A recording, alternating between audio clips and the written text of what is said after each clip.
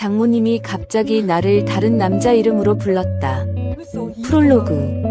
사람은 누구나 살면서 한 번쯤은 이런 경험을 하게 됩니다. 뚜렷한 이유도 없는데 어떤 사람이 처음 만난 것 같지 않고 어떤 장소가 처음 온 것 같지 않고 어떤 이야기가 처음 듣는 것 같지 않은 그 이상한 느낌.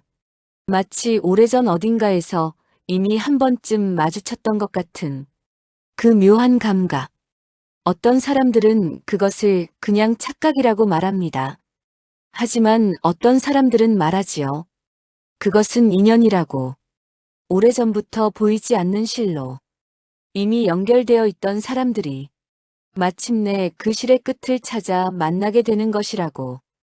오늘 들려드릴 이야기는 바로 그런 이야기입니다. 평범한 가장 한 분의 이야기. 그런데 그 평범함 속에 50년 전의 사랑이 조용히 숨어 있었던 이야기입니다. 들으시면서 혹시 눈물이 나신다면 그냥 흘리셔도 됩니다. 그 눈물도 아마 오래된 인연의 한 부분일 테니까요. 1막 어느 저녁 식탁에서 시작된 이상한 한마디. 서울 외곽의 한 조용한 아파트 단지. 가을이 막 시작된 어느 토요일. 저녁 해가 뉘엿뉘엿 기울어가고 아파트 화단의 코스모스가 바람에 살랑살랑 흔들리던 날이었습니다. 그 아파트 단지 안에 53세의 평범한 회사원 김정우 씨가 살고 있었습니다. 키는 보통이었고 머리카락은 이제 살짝 희끗희끗해지기 시작했지만 젊은 시절 모습이 남아있는 단정한 인상이었습니다. 30년 가까이 같은 회사에 다니면서 묵묵히 자기 일을 해온 사람. 특별히 눈에 띄지도 않고 특별히 문제를 일으키지도 않는 그야말로 평범한 가장이었습니다. 아내는 이영숙 씨. 같은 나이 동갑이었습니다. 결혼한 지는 벌써 25년이 넘었고 슬아에 아들 하나, 딸 하나를 두고 있었습니다. 아들 민주는 서울에서 직장 생활을 하고 있었고 딸 수지는 결혼해서 분당에 살고 있었습니다. 이제 두 아이가 다 자라 각자 자기 자리에서 살고 있으니 정우 씨 부부만 남은 집은 언제부터인가 조금 조용해져 있었습니다. 그 조용함이 나쁜 것은 아니었습니다. 오히려 정우 씨는 그 조용함 속에서 오는 나름의 편안함을 좋아했습니다. 퇴근하면 집에 돌아와 아내가 차려준 저녁을 먹고 텔레비전을 보다 잠드는 것. 그게 전부인 삶이었지만 정우 씨는 그 삶에 만족하고 있었습니다. 그날도 여느 날과 다르지 않은 하루가 될 것이라고 생각했습니다. 그런데 아내가 말했습니다. 오늘 엄마 집 가기로 했잖아. 아, 맞다. 정우 씨는 잠시 잊고 있었습니다. 매주 토요일 저녁이면 장모님 댁을 찾는 것이 부부의 오랜 습관이었습니다. 장모님 이름은 박순자 씨. 올해 75살이었습니다. 몇 년 전 남편 이 씨가 갑작스러운 심장마비로 세상을 떠난 뒤로는 혼자서 지내고 계셨습니다. 장모님 댁은 정우 씨 집에서 차로 20분쯤 거리에 있는 작은 빌라 2층이었습니다. 엘리베이터도 없는 오래된 건물이었지만 장모님은 수십 년을 그 집에서 사셨기에 다른 곳으로 이사 가려 하지 않으셨습니다. 여기서 너네 아버지랑 살았는데 내가 어딜 가? 그게 장모님의 대답이었습니다. 부부는 차를 타고 장모님 댁으로 향했습니다. 가을 저녁 하늘이 분홍빛으로 물들어 있었습니다. 오늘 엄마 생신 아닌데 뭘 사가지? 아내가 물었습니다. 과일이나 사갈까? 엄마 요즘 과일 잘 안 드시잖아. 치아가 안 좋으셔서. 그럼 두부랑 두유 같은 거. 그게 낫겠다. 부부는 마트에 잠깐 들러 두부와 두유 그리고 장모님이 좋아하시는 오란다 과자를 한 봉지 샀습니다. 장모님 댁에 도착하니 현관문 앞에서 장모님이 벌써 기다리고 계셨습니다. 문이 열리는 소리를 들으시고 미리 나와 계셨던 것입니다. 왔어. 네, 어머니. 오래 기다리셨어요? 아니야. 방금 나왔어. 장모님은 그렇게 말씀하셨지만 슬리퍼를 신고 계신 발을 보니 한동안 서 계셨던 것 같았습니다. 안으로 들어서자 된장찌개 냄새가 집안을 가득 채우고 있었습니다.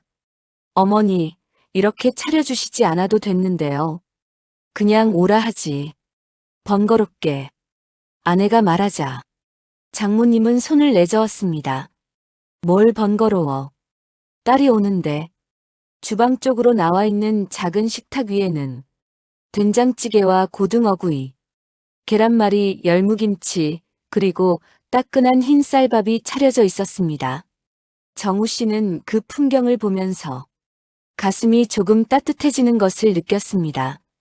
처음 아내와 결혼하고 이 집에 처음 인사를 왔을 때도 식탁 위에는 이런 음식들이 차려져 있었습니다. 25년이 지나도 변하지 않는 장모님의 정성이었습니다. 앉아. 장모님이 정우 씨 앞에 밥그릇을 놓아주시며 말씀하셨습니다. 네, 어머니. 잘 먹겠습니다. 세 사람은 조용히 식사를 시작했습니다. 텔레비전에서는 저녁 뉴스가 흘러나오고 있었습니다. 아내는 장모님에게 지난주에 있었던 딸 수진이 이야기를 했습니다. 수진이가 요즘 임신해서 몸이 무거운가 봐요. 그래. 이제 몇 달 됐지? 다음 달이면 7달. 빠르다. 벌써. 어머니가 외손자 오시기 전에 건강하셔야죠. 내가 언제 아팠어. 장모님이 웃으며 말씀하셨습니다. 식사는 평화롭게 이어졌습니다. 정우 씨는 고등어 한 토막을 집으면서 오늘도 이렇게 평범하게 끝나겠거니 생각했습니다. 그런데 그때였습니다. 장모님이 갑자기 젓가락을 멈추었습니다. 그리고는 정우 씨 얼굴을 가만히 바라보기 시작했습니다. 처음에 정우 씨는 자기 얼굴에 뭔가 묻은 줄 알았습니다. 손으로 입가를 닦으면서 멋쩍게 웃었습니다. 그런데 장모님의 시선은 여전히 정우 씨에게 고정되어 있었습니다. 마치 오래된 사진 속의 누군가를 다시 보는 것 같은 그런 눈빛이었습니다. 그리고 장모님이 입을 열었습니다. 아주 조용하고 부드러운 목소리로. 영수야. 정우 씨는 처음에 잘못 들었다고 생각했습니다. 아니, 들었다고 해도 그냥 넘기려고 했습니다. 하지만 장모님의 말은 계속되었습니다. 영수야, 밥 더 먹을래? 그 순간 식탁 위의 공기가 마치 시간이 멈춘 것처럼 느껴졌습니다. 아내가 당황한 목소리로 말했습니다. 엄마 뭐라고? 장모님은 잠깐 눈을 깜빡이셨습니다. 그리고는 아무 일도 없었다는 듯 말씀하셨습니다. 영수 밥 더 먹으라고. 아내가 장모님과 정우 씨를 번갈아 쳐다보더니 조심스럽게 말했습니다. 엄마 이 사람 정우야. 정우. 영수 아니야. 장모님은 그제야 살짝 당황하신 표정을 지었습니다. 그리고는 피식 웃으며 말씀하셨습니다. 아이고, 내가 왜 그랬지. 미안해. 정우 씨는 웃으며 말했습니다. 괜찮아요, 어머니. 제가 영수처럼 보이나 봐요. 하하고 세 사람이 함께 웃었습니다. 그 순간은 그렇게 넘어갔습니다. 하지만 정우 씨의 가슴 한구석에는 작은 물음표 하나가 남아 있었습니다. 영수. 그게 누굴까? 이 막 계속 반복되는 이름. 그날 이후 며칠이 지났습니다. 정우 씨는 그 일을 잊으려고 했습니다. 장모님도 연세가 있으신데 이름 하나 헷갈리시는 것은 그다지 이상한 일이 아닐 수도 있었습니다. 하지만 그 다음 주 토요일 다시 장모님 댁을 찾은 정우 씨는 똑같은 일을 경험하게 됩니다. 그날도 저녁을 먹고 차를 마시고 있었습니다. 장모님이 텔레비전을 보시다가 정우 씨 쪽으로 고개를 돌리셨습니다. 그리고는 아주 자연스럽게 말씀하셨습니다. 영수야, 차 식기 전에 마셔. 정우 씨와 아내는 눈이 마주쳤습니다. 또였습니다. 아내가 조심스럽게 말했습니다. 엄마 또. 장모님이 멈칫하셨습니다. 또 그랬어? 내가. 응. 미안해. 모르겠다. 왜 그러지? 이상한 것은 장모님은 다른 것들은 전혀 헷갈리지 않으신다는 것이었습니다. 며칠 전에 있었던 일도 기억하시고 딸 수진이 임신 몇 달째인지도 정확히 기억하셨습니다. 텔레비전 드라마 내용도 시리즈별로 꿰고 계셨고 지난번에 왔을 때 무슨 이야기를 나눴는지도 또렷이 기억하셨습니다. 그런데 유독 정우 씨만 보면 가끔 영수라고 부르셨습니다. 아내는 걱정이 되어 말했습니다. 정우야, 혹시 엄마 치매 아닐까? 그런 것 같지는 않은데. 그러게. 다른 건 너무 멀쩡하셔서. 영수라는 사람이 누군지 물어봤어? 아니, 여쭤봐야 하나 싶어서. 괜히 건드리면 어머니가 불편하실 수도 있으니까. 정우 씨도 그렇게 생각했습니다. 그냥 넘어가면 되는 일이라고. 하지만 그 다음 주에도 그 다다음 주에도 같은 일이 반복되었습니다. 매번 잠깐씩이었고 장모님 스스로도 금방 알아채시고 당황해 하셨지만 그 영수라는 이름은 마치 장모님의 깊은 기억 속 어딘가에서 저절로 흘러나오는 것 같았습니다. 그리고 어느 날 정우 씨는 혼자 장모님 댁을 찾게 됩니다. 아내가 오랜만에 친구들 모임이 생겼기 때문입니다. 나 혼자 다녀올게요, 어머니. 그래. 뭘 또 오냐? 안 오면 서운하실 거잖아요. 장모님은 웃으셨습니다. 그래, 어서 와. 두 사람은 거실 소파에 나란히 앉아 차를 마셨습니다. 장모님은 여느 때처럼 이런저런 이야기를 하셨습니다. 수진이 이야기, 민준이 이야기, 옆집 사는 이씨 할머니 이야기. 정우 씨도 맞장구를 치며 이야기를 들었습니다. 그때였습니다. 장모님이 찻잔을 정우 씨 앞에 밀어주시며 아주 자연스럽게 말씀하셨습니다. 영수야, 차 마셔. 정우 씨는 그 순간 조용히 결심했습니다.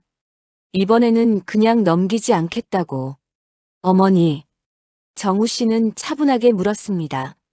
영수라는 분이 누구세요? 그 순간 장모님의 손이 살짝 떨렸습니다. 찻잔을 내려놓으시는 손이 미세하게 흔들렸습니다.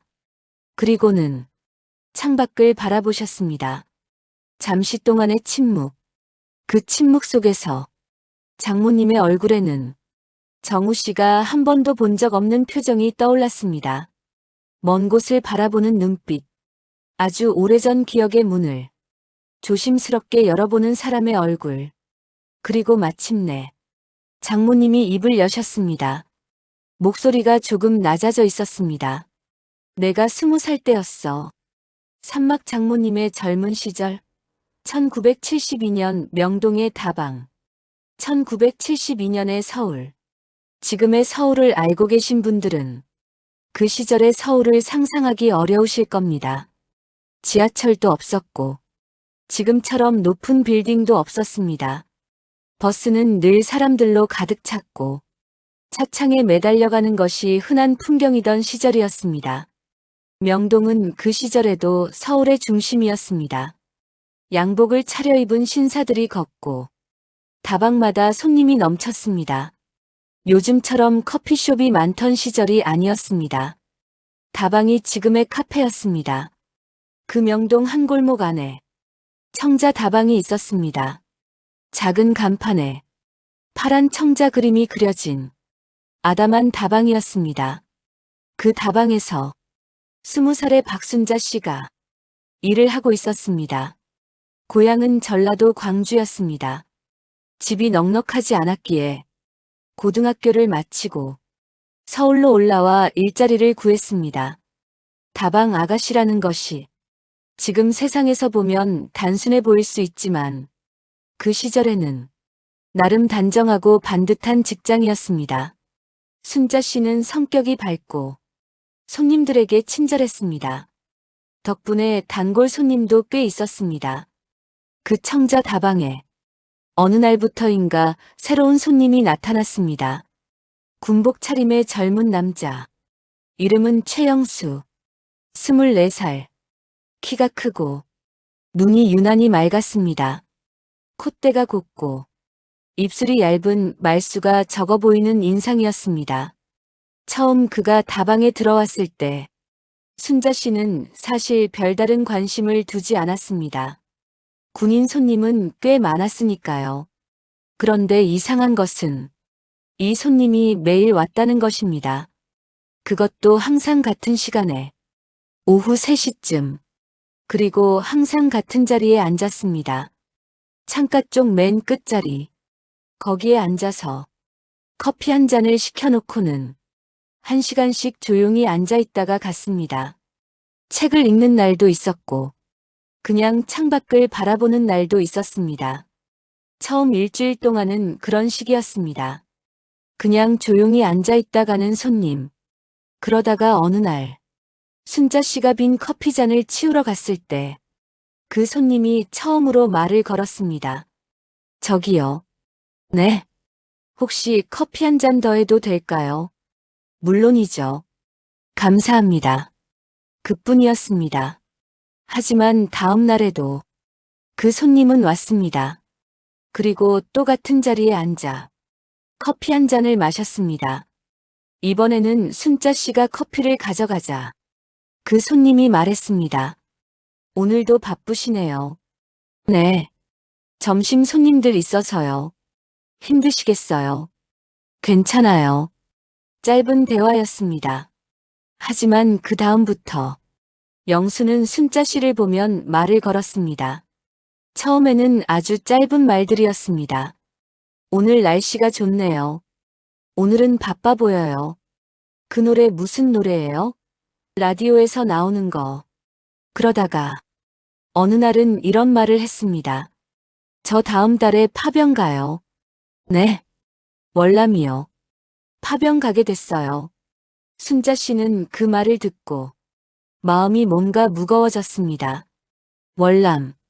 그 이름이 주는 무게를 모르는 사람이 없던 시절이었습니다. 그러면 위험하지 않아요? 뭐, 다들 가는 거니까요. 영수는 담담하게 웃었습니다. 다 잘 되겠죠, 뭐. 순자 씨는 그 웃음을 보면서 이상하게 마음이 쓰였습니다. 저렇게 담담한 척 웃고 있지만 속으로는 어떨까? 파병 전 마지막 휴가를 쓰는 건지 매일 이 다방에 와서 조용히 앉아 있던 것이 이제서야 이해가 되었습니다. 그날부터 순자 씨는 영수에게 조금 더 말을 걸었습니다. 고향이 어디세요? 경북 안동이요.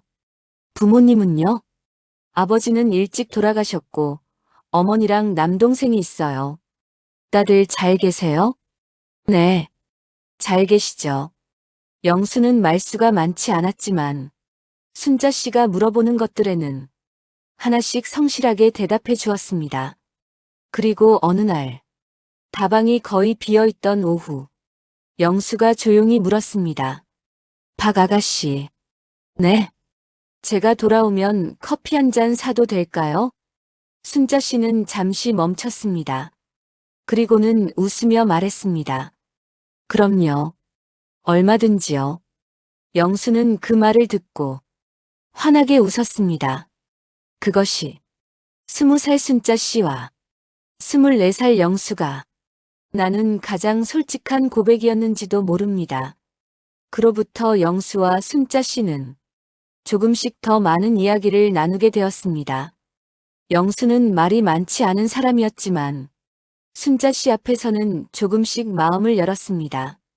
어느 날은 고향 안동 이야기를 했습니다. 우리 고향엔 강이 있어요. 낙동강. 낙동강이요? 네. 어릴 때 거기서 물고기도 잡고 수영도 하고 그랬어요. 좋았겠다. 어머니가 강에서 빨래하시면 저는 옆에서 돌 던지고 놀고 영수는 그 이야기를 하면서 잠깐 눈빛이 부드러워졌습니다. 어머니 생각을 하는 것이 분명했습니다. 어머니가 많이 보고 싶으시겠다. 그렇죠. 근데 뭐 어쩌겠어요. 파병 가면 더 보고 싶으실 것 같아요. 이제 이기고 빨리 돌아와야죠. 영수는 씩 웃었습니다. 그 웃음이 순자 씨는 이상하게 오래 기억에 남았습니다. 또 어느 날은 영수가 평소보다 일찍 왔습니다. 오늘 일찍 오셨네요. 오늘 휴일이에요. 그러시군요. 근처 구경 좀 하다 왔어요. 명동에요? 네. 처음 봤을 때랑 많이 달라졌더라고요. 당시 명동은 빠르게 변하고 있던 시절이었습니다. 새 건물들이 들어서고 양복점과 제과점이 늘어나고 세련된 가게들이 하나씩 생겨나고 있었습니다. 처음 서울 왔을 때가 생각나요. 뭔가 엄청 큰 도시인데 내가 여기서 살 수 있을까 싶었어요. 저도 그랬어요. 순자 씨도 웃으며 말했습니다. 저도 처음 서울 왔을 때 버스 타는 것도 무섭고 사람들이 너무 많아서 길을 잃으면 어떡하나 걱정했었어요. 박 아가씨도요? 네. 고향이 광주라서요. 서울이 처음엔 낯설었어요. 광주요. 전라도. 네. 저는 경상도인데 둘이 마주보고 웃었습니다. 그 시절에는 경상도와 전라도 사람이 서로 웃으며 이야기하는 것 자체가 어딘가 드문 일이었습니다. 저는 박 아가씨한테 고향 사투리 들은 적 없는 것 같은데 쑥스러워서요. 왜요? 사투리 좋은데. 서울 올라오니까 다들 표준말 쓰더라고요. 저도 빨리 배워야 하나 싶어서. 어차피 말은 통하면 되는 거지 뭐. 영수가 편하게 말했습니다. 그 말이 순자 씨에게는 위로가 되었습니다. 그 무렵부터 순자 씨는 영수가 오는 오후 3시를 은근히 기다리게 되었습니다. 창가 쪽 그 자리에 군복 차림의 그 남자가 앉는 것을 파병일이 정해진 날 영수가 다방에 들어서자마자 순자 씨는 표정만 보고 알아챘습니다. 날짜 나왔어요? 영수가 고개를 끄덕였습니다. 언제요? 다음 달. 그렇군요. 두 사람은 한동안 말이 없었습니다. 창밖으로 명동거리에 사람들이 바쁘게 오가고 있었습니다. 영수가 조용히 말했습니다. 잘 다녀올게요. 네. 오래 안 걸릴 거예요. 그러면 좋겠어요. 박 아가씨. 네. 나 돌아오면 한번 제대로 인사하러 와도 될까요? 그 말의 뜻을 순자 씨는 알았습니다. 다방 손님으로 오는 것이 아니라 다른 이름으로 오겠다는 것. 순자 씨는 잠시 머뭇거렸습니다. 그리고는 조용히 대답했습니다. 네. 와요. 영수의 얼굴에 희미한 웃음이 번졌습니다. 파병 전날, 영수는 다방에 왔습니다. 마지막으로 평소와 다를 것 없는 표정이었지만 눈빛이 조금 달랐습니다. 자리에 앉아 커피를 시켜놓고 평소보다 더 오래 앉아 있었습니다.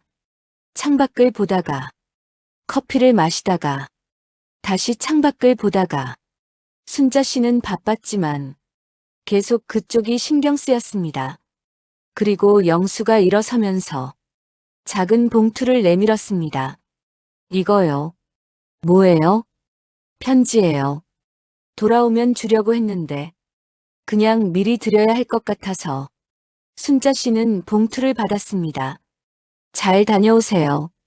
네. 다녀올게요. 영수는 잠깐 더 서 있었습니다. 마치 하고 싶은 말이 더 있는 것 같았습니다. 하지만 그냥 고개를 한번 끄덕이고는 다방 문을 열고 나갔습니다. 순자 씨는 그 뒷모습을 바라봤습니다. 군복 차림의 곧은 어깨, 명동 골목으로 사라지는 그 뒷모습. 그날이 두 사람이 마주보고 나눈 마지막 대화였습니다. 순자 씨는 그날 저녁 영수가 떠난 뒤 한참 동안 그 자리에 서 있었습니다. 명동거리에 소음이 들어왔습니다. 지나가는 버스 소리, 사람들의 이야기 소리, 어디선가 흘러나오는 라디오 노래, 모든 것이 여느 때와 같았습니다. 그런데 이상하게도 청자 다방 창가 자리가 텅 빈 것처럼 느껴졌습니다. 사막 전쟁과 이별, 오지 않은 사람, 파병 후, 영수는 편지를 보냈습니다. 처음에는 한 달에 한 번. 그 편지가 순자 씨에게 도착하는 날이면 순자 씨는 퇴근 후 다방 뒤편 계단에 앉아 혼자서 편지를 읽었습니다. 영수의 편지는 긴 편이 아니었습니다. 거기가 어떤 날씨인지, 오늘은 무엇을 먹었는지, 밤에 별이 얼마나 많이 보이는지, 낮에는 어디를 다녀왔는지, 그런 소소한 이야기들이었습니다. 첫 번째 편지에는 이런 내용도 있었습니다. 여기도 사람 사는 곳이에요. 날씨가 습하고 덥긴 한데 나름 지낼 만해요. 같이 온 사람들이 다들 착해서 다행이에요. 한국 음식이 그립긴 하지만 배는 안 고파요. 박 아가씨는 잘 있어요? 순자 씨는 그 편지를 읽으면서 빙그레 웃었습니다. 전쟁터 한가운데 있으면서도 이렇게 담담하게 편지를 쓰는 사람. 그게 영수다웠습니다. 두 번째 편지는 더 길었습니다. 밤에 별이 많이 보여요. 여기 하늘이 서울보다 훨씬 맑아서 별이 쏟아질 것 같이 보이거든요. 박 아가씨도 지금 같은 별을 보고 있나 싶어서요. 한국이랑 시간은 다르지만 같은 하늘이니까요. 그 편지를 읽고 나서 순자 씨는 그날 저녁 오래간만에 밤하늘을 올려다봤습니다. 별이 많이 보였습니다. 그리고 생각했습니다. 저 별이 저 사람 눈에도 보이고 있겠구나. 세 번째, 네 번째 편지가 왔습니다. 순자 씨도 답장을 썼습니다. 처음에는 어색했지만 쓰다 보니 할 말이 생각보다 많았습니다. 오늘 다방에 재미있는 손님이 왔다는 것, 명동에 새로운 양장점이 생겼다는 것, 라디오에서 좋은 노래가 나왔다는 것, 별것 아닌 이야기들이었지만 순자 씨는 그 이야기들을 꼼꼼하게 적어보냈습니다.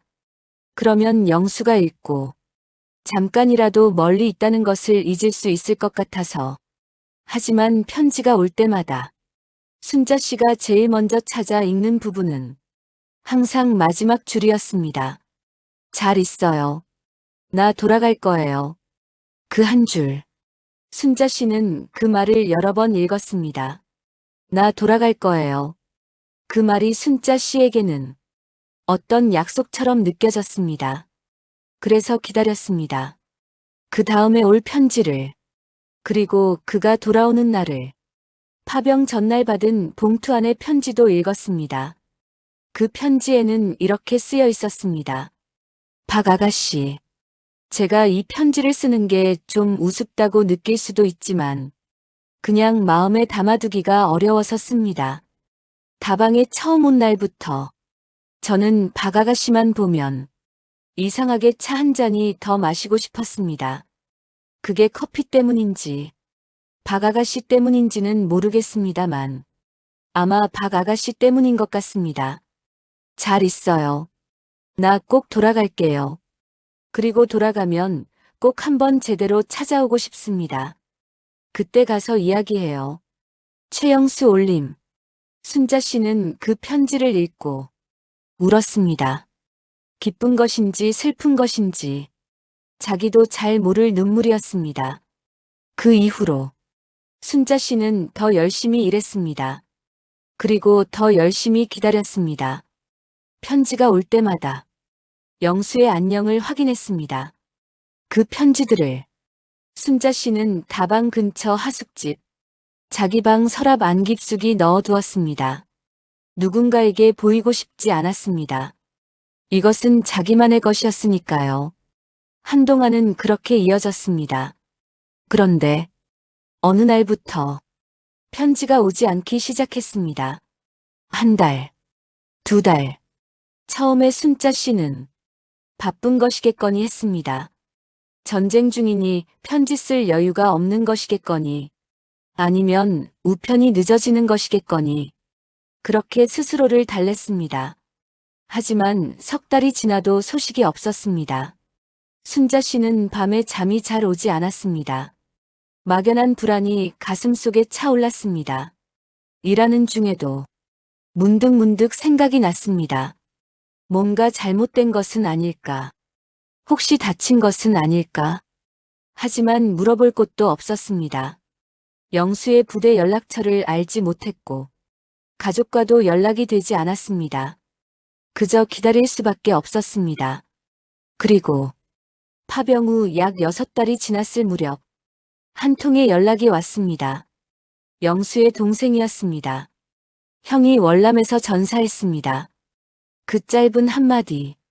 순자 씨는 그 말을 듣고 한동안 아무 말도 할 수 없었습니다.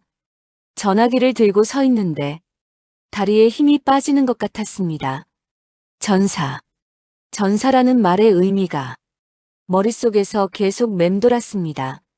죽었다는 것. 다시 돌아오지 않는다는 것. 그가 편지에서 그렇게 많이 썼던 나 돌아갈 거예요 라는 말이 이제는 영원히 지켜지지 못할 말이 되었다는 것. 그날 밤 순자 씨는 다방 뒤 계단에 앉아서 혼자 한참을 울었습니다. 소리를 죽이고 울었습니다. 아무도 없는 골목에서 어린 22살짜리 여자가 혼자 흐느꼈습니다. 하숙집에 돌아와서 서랍 안에 편지들을 꺼내봤습니다. 영수의 글씨, 꼼꼼하고 반듯한 글씨로 한 줄 한 줄 적혀 있는 편지들, 그리고 맨 끝마다 적혀 있던 그 말, 나 돌아갈 거예요. 순자 씨는 그 말이 적힌 편지를 가슴에 안고 오래 울었습니다. 그 이후 순자 씨는 오래 방황했습니다. 밥이 맛이 없었습니다. 다방에 출근해서 손님들에게 웃어도 그 웃음이 전처럼 자연스럽게 나오지 않았습니다.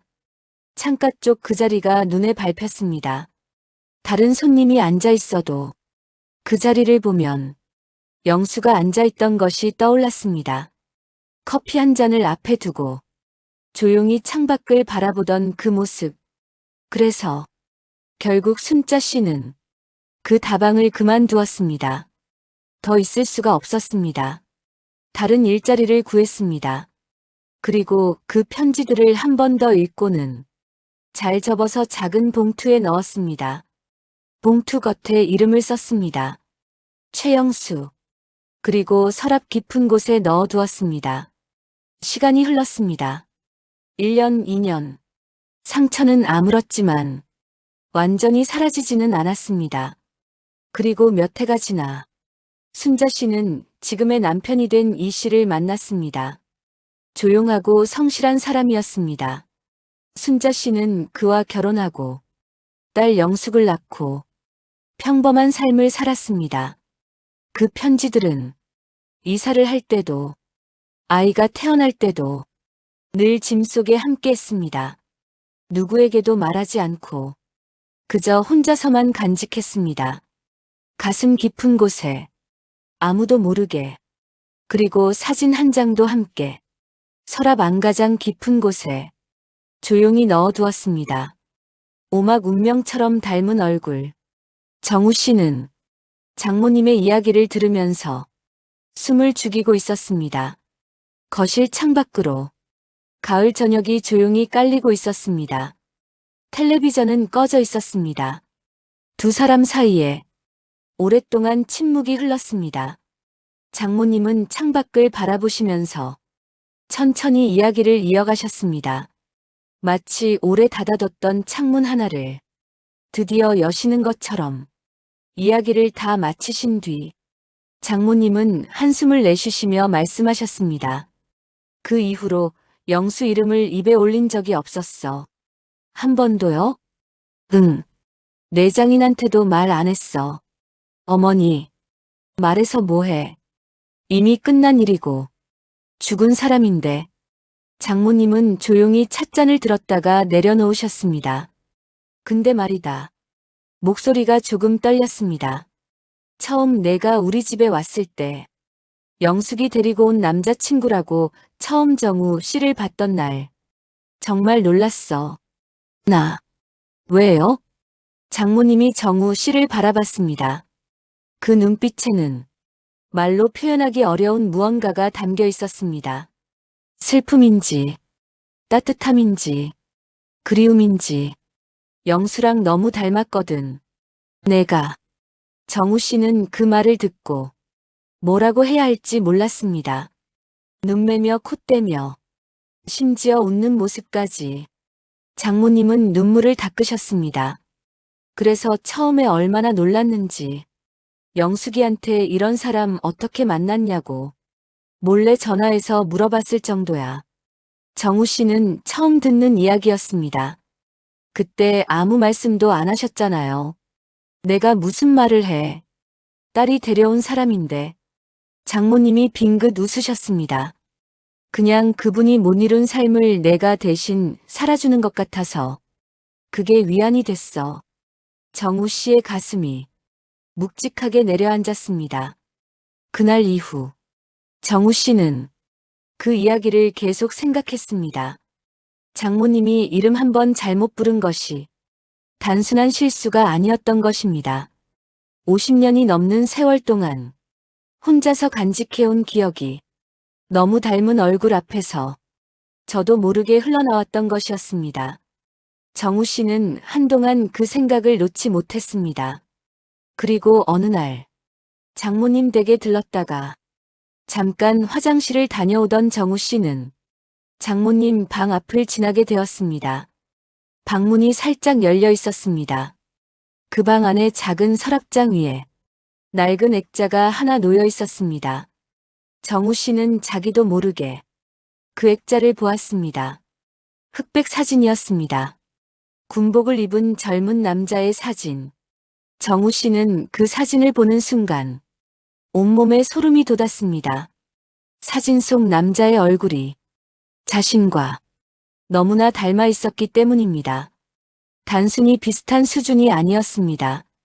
눈매가 같았습니다. 콧대가 같았습니다. 입술의 선이 같았습니다. 심지어 귀 모양까지. 마치 자신의 젊은 시절 사진을 보는 것 같은 느낌. 정우 씨는 한동안 그 사진 앞에서 움직이지 못했습니다. 장모님이 방에서 나오셨습니다. 거 봤어? 장모님이 조용히 물으셨습니다. 네. 영수야. 장모님이 사진을 가만히 바라보셨습니다. 진짜 닮았죠? 저랑. 그래. 장모님은 잠시 아무 말씀도 않으셨습니다. 이상하지. 장모님이 말씀하셨습니다. 세상에 이렇게 닮을 수가 있나 싶어서. 정우 씨도 같은 생각이었습니다. 그리고 그 순간부터 정우 씨 머릿속에서는 무언가가 맞춰지기 시작했습니다. 육막 밝혀진 진실, 50년 만의 퍼즐.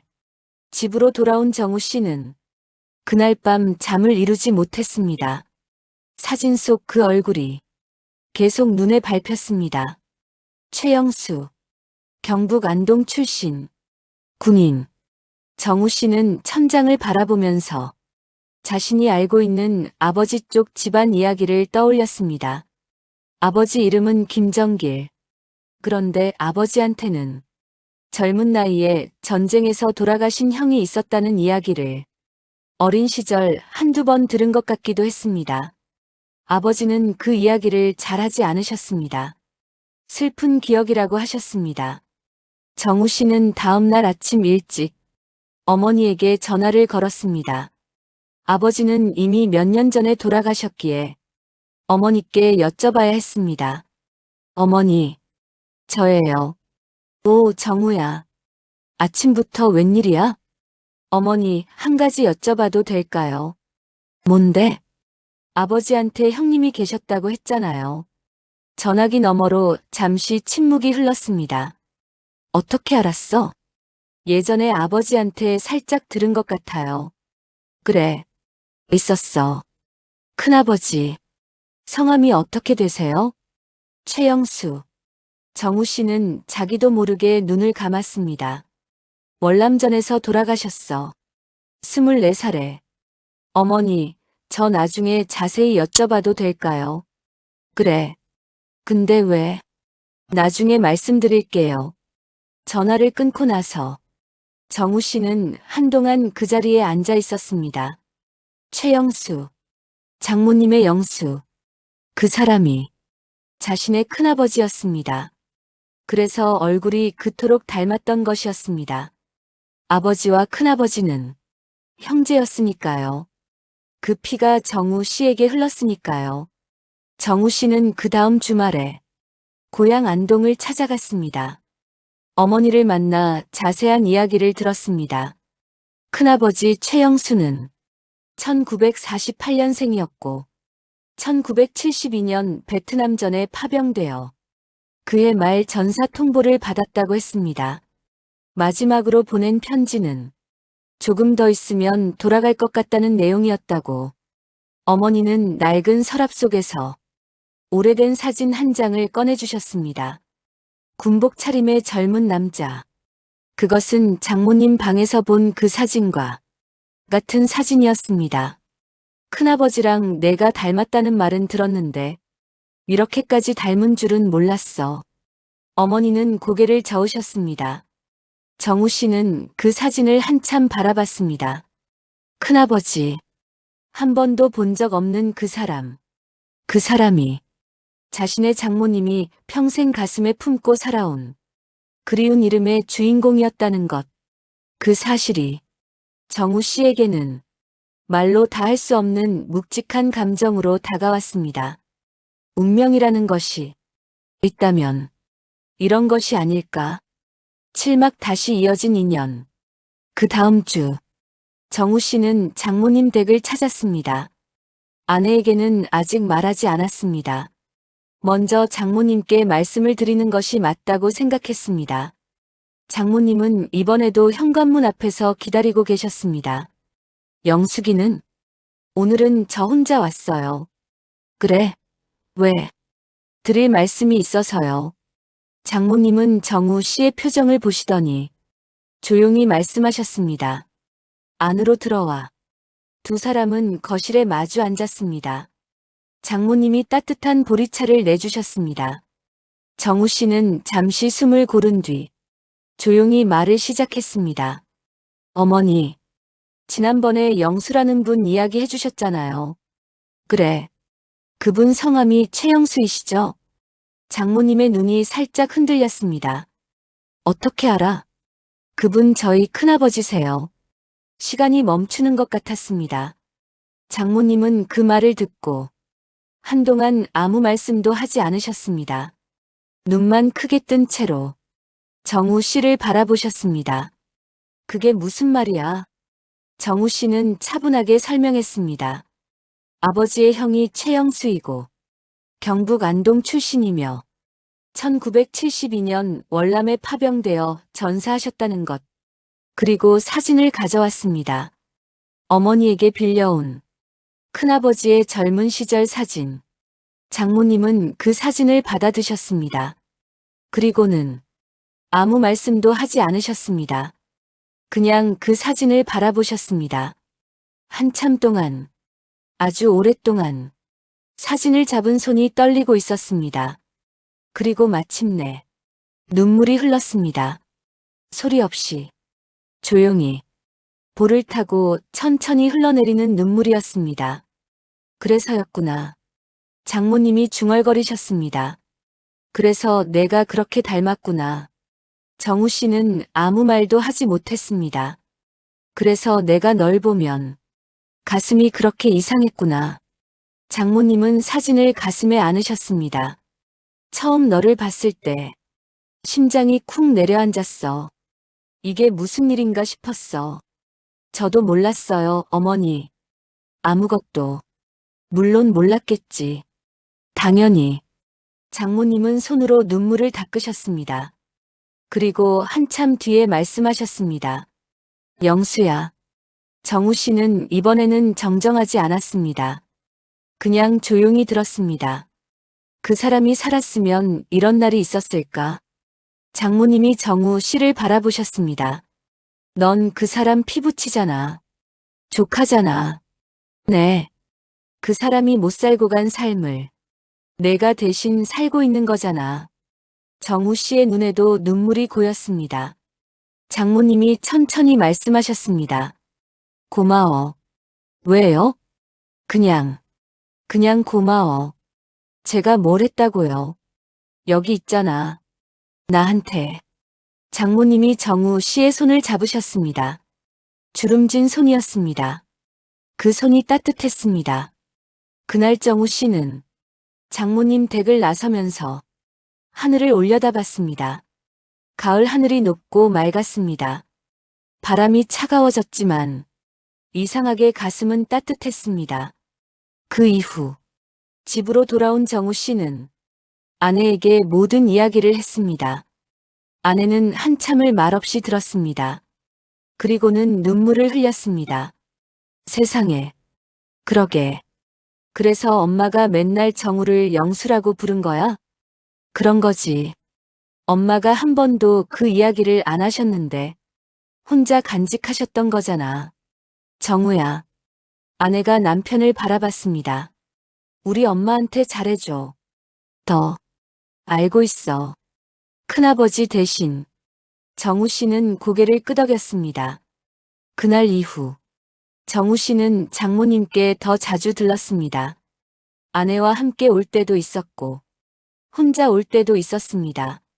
장모님은 예전과 같은 듯 달라져 있었습니다. 표정이 조금 더 편안해 보였습니다. 오랫동안 혼자 들고 있던 무거운 짐을 누군가와 나눈 것처럼 어느 날 장모님이 서랍에서 낡은 봉투를 꺼내 오셨습니다. 정우 씨 앞에 조심스럽게 내밀었습니다. 이게 다야. 그 사람한테 받은 편지들. 편지들은 오래되어 종이가 노랗게 변해 있었습니다. 하지만 글씨는 아직 읽을 수 있었습니다. 정우 씨는 그 편지들을 받아들었습니다. 그리고는 장모님 얼굴을 봤습니다.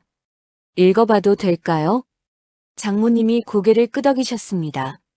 정우 씨는 천천히 편지를 펼쳤습니다. 반듯하고 꼼꼼한 글씨.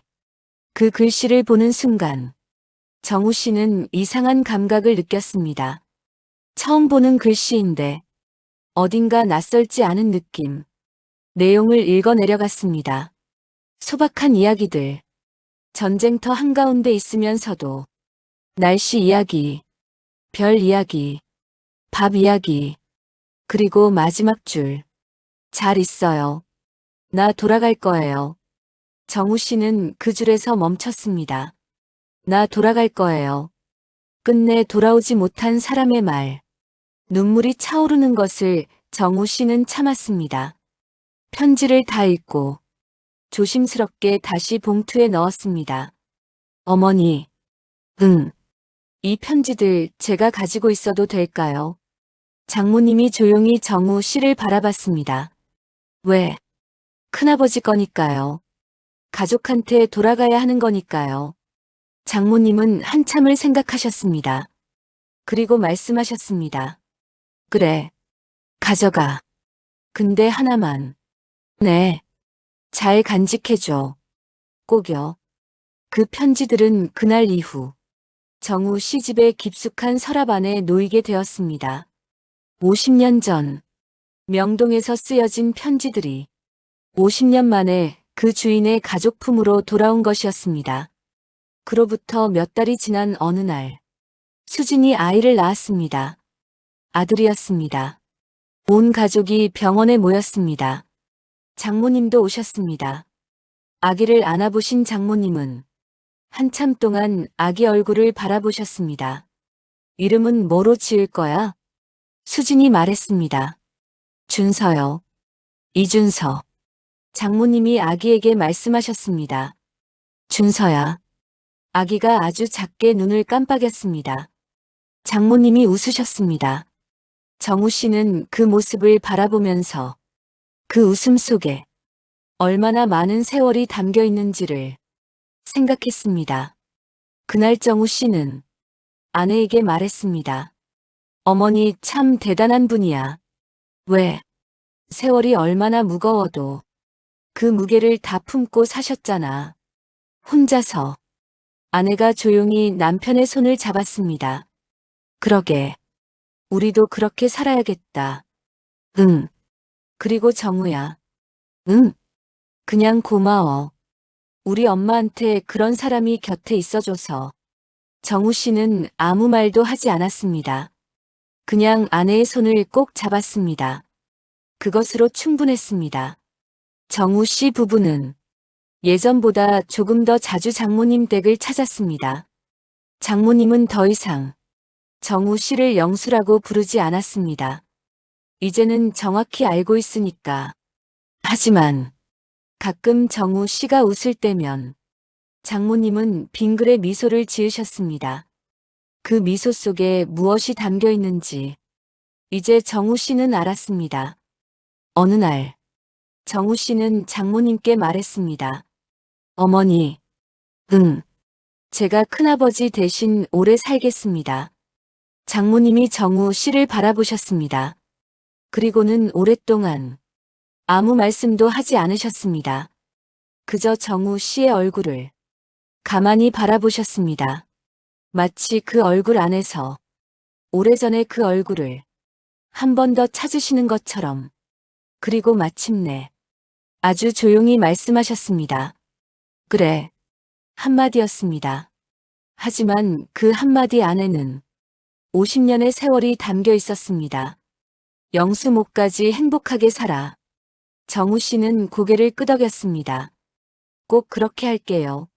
어머니, 그날 저녁 세 사람은 오랜만에 식탁에 마주 앉았습니다.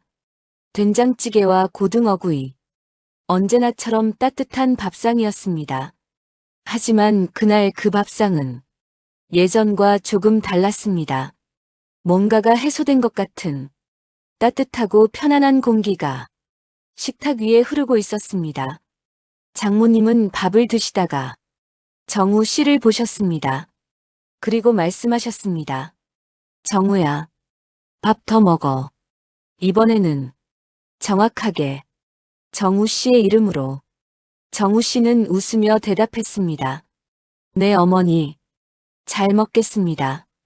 그 저녁 식탁에는 세 사람의 이야기만 흐른 것이 아니었습니다. 50년 전 명동의 청자 다방에서 커피 한 잔을 사이에 두고 마주 앉았던 두 사람의 이야기도 함께 흐르고 있었습니다. 에필로그. 세상에는 가끔 설명하기 어려운 인연이 있습니다. 50년이라는 긴 세월을 건너 다시 같은 식탁 앞에 앉게 되는 것. 전쟁터에서 돌아오지 못한 사람의 얼굴이 그의 조카의 얼굴에 살아 숨쉬는 것.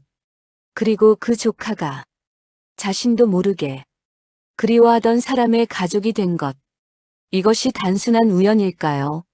아니면 오래전부터 보이지 않는 실로 연결되어 있던 인연이었을까요? 어쩌면 영수 씨는 가지 못한 삶의 끝을 정우 씨에게 맡겨둔 것인지도 모릅니다. 나 대신 거기 있어줘. 나 대신 저 사람 곁에 있어줘. 그리고 정우 씨는 자신도 모르게 그 부탁을 이루어주고 있었던 것인지도 모릅니다. 사람의 인연은 때로 한 생을 넘어서도 이어집니다. 그것이 세상의 따뜻한 비밀입니다. 오늘도 어디선가 혼자서 오래된 사진 한 장을 바라보고 있는 분이 계신다면 그 사진 속 얼굴이 당신 곁 어딘가에 다른 모습으로 와 있을지도 모릅니다. 오늘 이야기는 여기서 마치겠습니다.